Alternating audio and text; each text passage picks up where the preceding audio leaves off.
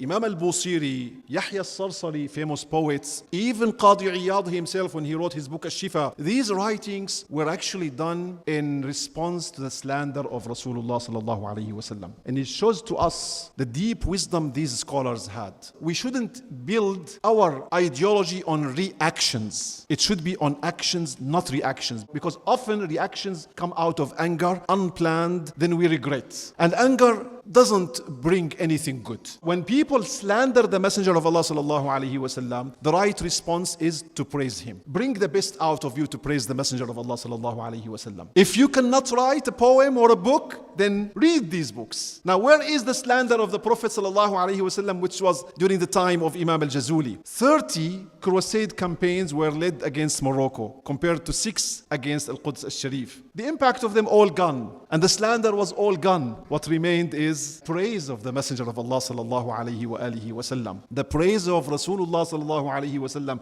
is what we should embrace and remember. Allahumma salli wa sallim wa barik ala man ismuhu ashraful asma. سيدنا محمد صلى الله عليه وسلم سيدنا أحمد صلى الله وسلم عليه وعلى آله سيدنا